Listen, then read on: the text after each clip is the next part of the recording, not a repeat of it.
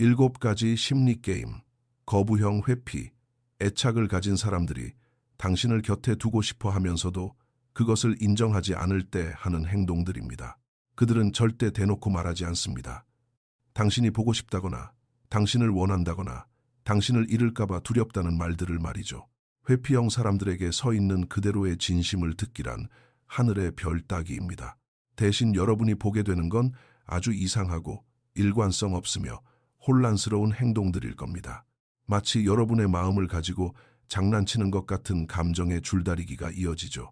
하지만 만약 그들이 당신을 곁에 두고 싶을 때 할 줄 아는 유일한 언어가 바로 이 심리게임이라면 어떨까요? 가까워지고 싶은 욕망과 상처받는 것에 대한 두려움이 마음속에서 치열하게 전쟁을 치르고 있는 상태 말입니다. 지금부터 그 이야기를 해보겠습니다. 회피형 사람들이 당신을 원하지만 인정할 수 없을 때 벌이는 7가지 심리 게임입니다. 첫째, 실수인 척 연락하거나 갑자기 안부를 묻는 게임입니다. 며칠 혹은 몇 주 동안 연락이 없었을 겁니다. 여러분은 이제 끝났다고 생각하고 마음을 정리하기 시작했겠죠. 그런데 뜬금없이 연락이 옵니다. 웃긴 사진을 보내거나 다른 사람에게 보내려던 건데 잘못 보냈다고 하거나 네가 예전에 했던 말이 생각났다고 하면서 말이죠. 아주 가볍게 느껴지겠지만 속지 마세요. 이건 우연이 아닙니다. 이것은 일종의 테스트입니다. 회피형 사람들은 그저 심심해서 다시 연락하는 게 아닙니다. 그들은 아주 은근슬쩍 다가와서 상황을 떠봅니다. 너무 적극적으로 다가갔다가 거절당하거나 감정적으로 얽매이게 될까봐 두려운 것입니다. 그래서 살짝 발만 담가보고 여러분이 미끼를 무는지 지켜보는 거죠. 여러분이 따뜻하게 받아주면 그들은 자존심을 지키면서 안도감을 느낍니다. 반대로 여러분이 차갑게 대하거나 무심하면 그들은 다시 숨어버리죠. 이것은 감정적인 숨바꼭질입니다. 하지만 그 게임 이면에는 내가 아직 사랑받고 있을까 하고 궁금해하는 겁먹은 어린아이가 있습니다. 둘째, 뜨겁고 차가운 온도 조절 테스트입니다. 어느 순간에는 다정하게 호감을 보이고 호기심을 가지며 온전히 집중하는 듯 보입니다. 그러다 다음 순간 얼음장처럼 차가워지죠.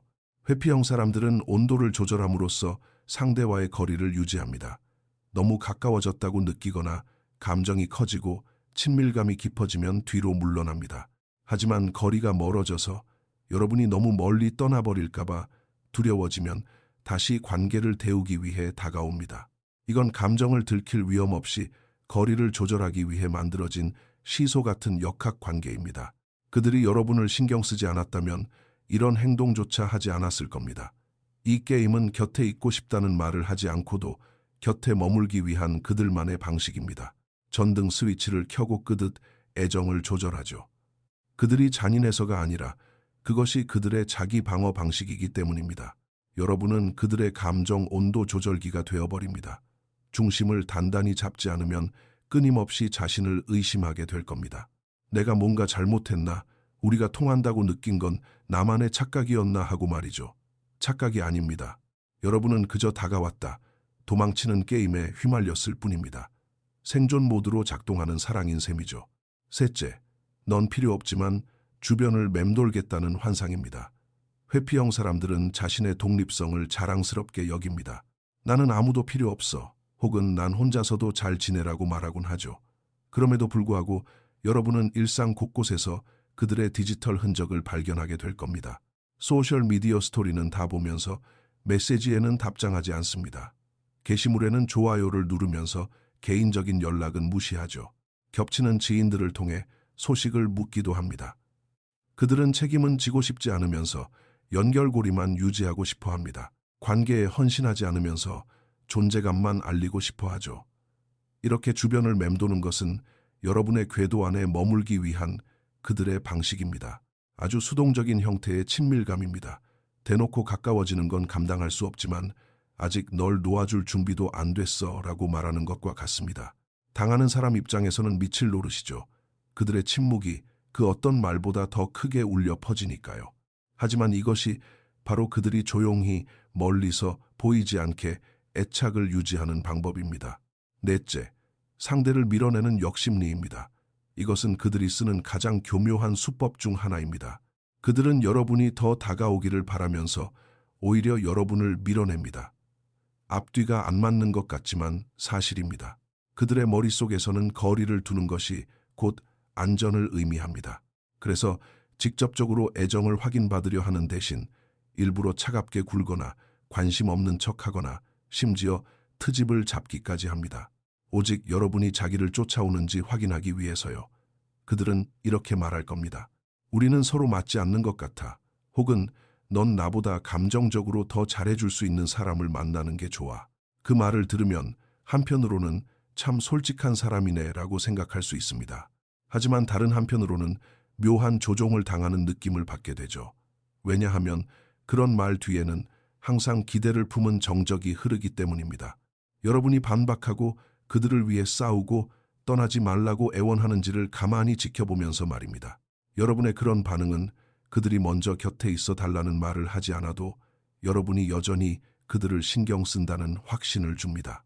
이것은 감정적인 미끼이며 그들은 결코 매달리는 것처럼 보이지 않으면서도 미끼를 던지는 방법을 정확히 알고 있습니다. 다섯째, 질투 유발 게임입니다. 그들은 여러분과 함께하고 싶다고 말하지 않습니다. 대신 은근슬쩍 다른 누군가가 자신과 가까워지고 있다는 느낌을 주려고 하죠. 자신에게 연락을 자주 하는 직장 동료 이야기를 꺼냅니다. 과거에 알았던 사람이 갑자기 동네로 돌아왔다며 무심하게 말하기도 하죠.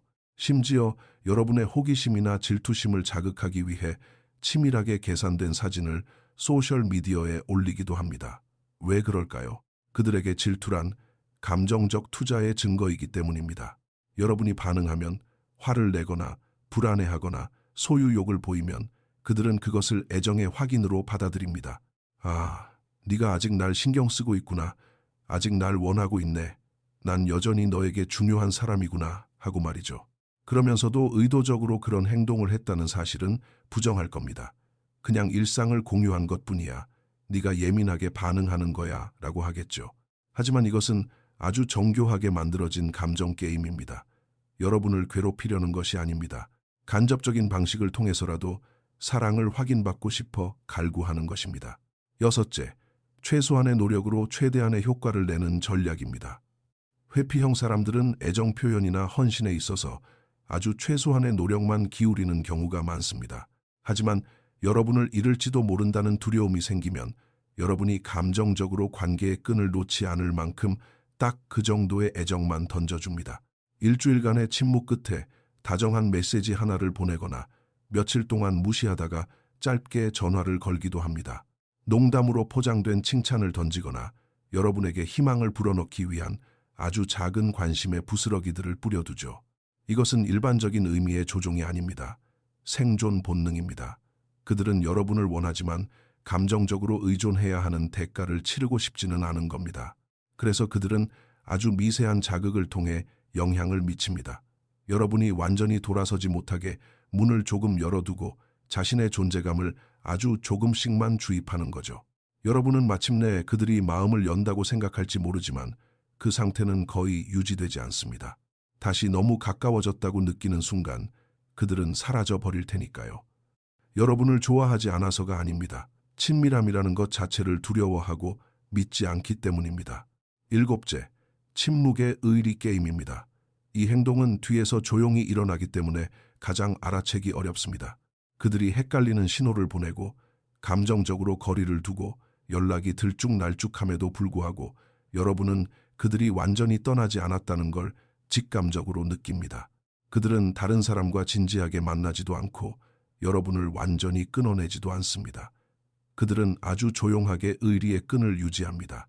여러분에게 큰 일이 생겼을 때 나타나거나 여러분의 가족 안부를 묻기도 합니다. 겉으로 티는 내지 않아도 여러분의 중요한 기념일들을 기억하고 있죠. 미묘하지만 분명한 사실입니다. 그들은 관계에 묶이는 것을 두려워하지만 동시에 자신이 유대감을 느끼는 사람을 잃는 것도 두려워하기 때문입니다. 이러한 무언의 의리는 깊은 감정적 교류라는 문턱을 넘지 않으면서도 상대와 가까이 지내기 위한 그들만의 방법입니다. 나는 널 놓지 않았어. 단지 상처받지 않고 곁에 머무는 방법을 모를 뿐이야 라고 말하는 비언어적인 표현인 셈이죠. 대부분의 사람들이 놓치는 진실이 하나 있습니다.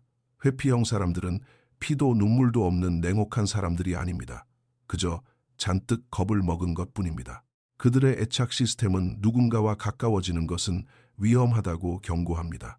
마음을 여는 것은 통제력을 잃는 것이며 누군가를 사랑한다는 것은 결국 상처받고 거절당하고 감당할 수 없는 고통을 겪게 되는 일이라고 굳게 믿는 거죠. 그래서 당신을 곁에 두고 싶을 때조차 그들은 대놓고 말하지 못합니다. 겉보기에는 혼란스럽지만 내면의 깊은 진심이 담긴 행동들을 통해 애둘러 표현할 뿐입니다. 이 심리 게임들이 꼭 악의적인 것만은 아닙니다. 이것은 자기를 보호하고 방어하려는 행동이자 갈망과 두려움 사이에서 추는 위태로운 춤과 같습니다. 여러분은 그들에게 끌어당기고 싶은 자석인 동시에 안전을 위협하는 존재가 됩니다. 만약 여러분이 불안형 애착을 가지고 있다면 이 게임은 여러분 내면의 모든 불안을 자극할 겁니다. 조각이 빠진 퍼즐을 억지로 맞춰야 하는 기분이 들 테니까요. 여러분은 끊임없이 생각하고 지나치게 퍼주고 구구절절 상황을 설명하며 그들이 조금이라도 다가와 주길 바랍니다. 하지만 대부분 그들은 그렇게 하지 못합니다. 스스로 자신의 애착 상처를 마주하는 내면의 작업을 해내기 전까지는 말이죠. 그렇다면 여러분은 어떻게 해야 할까요? 회피형 사람의 게임에 얽혀 있다면 스스로에게 묻고 또 물어야 합니다. 나는 진정 이 게임에 동참하고 싶은가 하고 말입니다. 치유는 다른 사람의 행동 패턴에 휩쓸려 반응할 때 일어나는 것이 아닙니다. 치유는 여러분이 그 상황에 어떻게 중심을 잡고 대처하느냐에 달려 있습니다. 그들의 게임에 똑같이 장단을 맞추지 마세요. 마음을 추측하며 탐정 노릇을 할 필요도 없습니다. 빵 부스러기 같은 작은 관심과 헷갈리는 단서들 위에 관계를 쌓아 올리지 마세요. 대신 여러분 자신의 감정적인 중심을 단단히 잡으세요. 여러분이 원하는 것을 말하고 명확한 선을 긋고 분명하고 솔직하게 소통하세요. 그들이 여러분을 원한다면, 진심으로 원한다면 준비가 되었을 때 스스로 용기를 내어 다가올 것입니다. 만약 그렇지 않다면 여러분이 굳이 애정을 구걸하며 확인하려 쫓아다니지 않아도 자연스럽게 알게 될 것입니다. 심리게임은 참 매혹적입니다. 마치 진짜 친밀감인 것처럼 우리를 속이니까요. 우리의 신경계를 속여서 무언가 더 깊고 특별한 관계가 이어지고 있다고 착각하게 만듭니다. 하지만 헛된 갈망을 사랑으로 착각하지 마세요. 반복되는 잘못된 패턴을 관계의 발전이라고 오해해서도 안 됩니다. 그리고 무엇보다도 회피형 사람의 마음을 해독하려고 애쓰다가 여러분 자신의 소중한 마음과 감정적인 중심을 잃지 않기를 바랍니다.